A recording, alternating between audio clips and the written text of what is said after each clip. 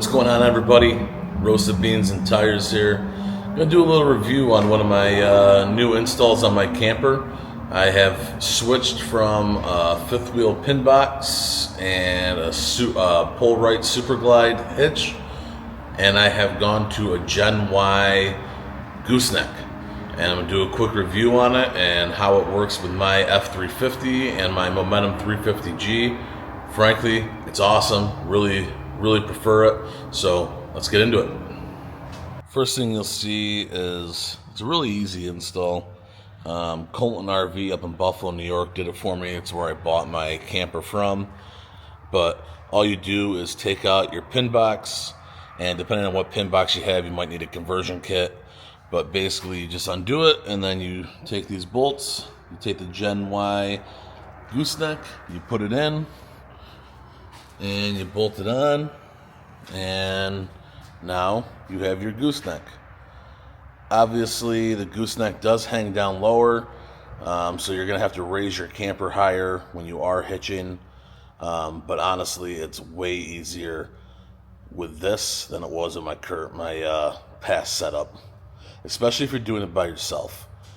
Doing it by yourself, this is definitely the way I'd want to go.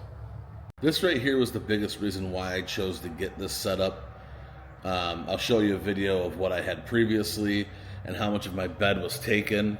But now, switching to the Gen Y, my entire bed is now freed up. I now have access to this bed whenever I want, and all I have in there is a simple ball in the middle. I do have a 5-inch offset in there. We'll get into that in a second. And then obviously the pucks just for the connection of the chains. As you can see here in my old setup, I had a Pullrite Superglide. It was a great hitch. Worked well for my short bed because it would move back and forth, giving me quite a bit of room to maneuver. The problem was how much space it took up in the bed. Clearly, you pretty much lost your entire bed because this thing's about 300 pounds, so it was hard to get in and out. It took me, my friend, and a tractor to get in and out. It's a great option if you don't need your bed, but if you want the use of your bed, I suggest you go more the gooseneck with the Gen Y. Again, one of the big reasons I wanted this was for the bed space, but also for the ease of doing this when I'm by myself. With my truck, I have a F350, and it has all these camera options.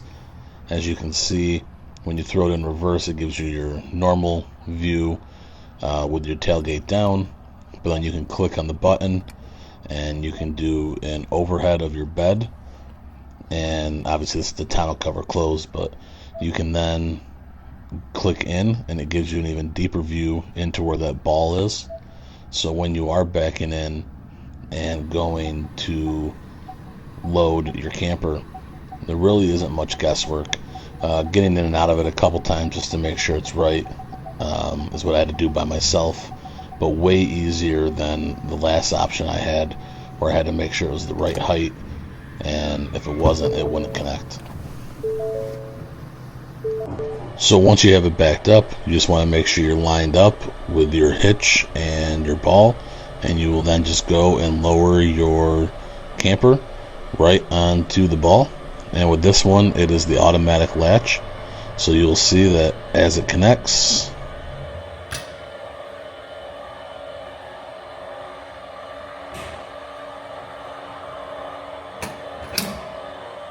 it latches, and now you know that you are all set to go. I cannot stress how much easier this is than my last system. Standing there and just making sure it's correct. And as you can see, I was not perfect. It will move a little bit. You have to be in the area though. But this was so much easier than my last system, and making sure it was lined up correctly. And you can do this at an angle if you have to. Unhitching is even easier. As you can see here, I use my little hockey stick to grab the rope. All you do, take this rope, pull it. It's then going to open up the latch, and now you're all set. All you do is walk to the back and raise your camper, and it will lift right off.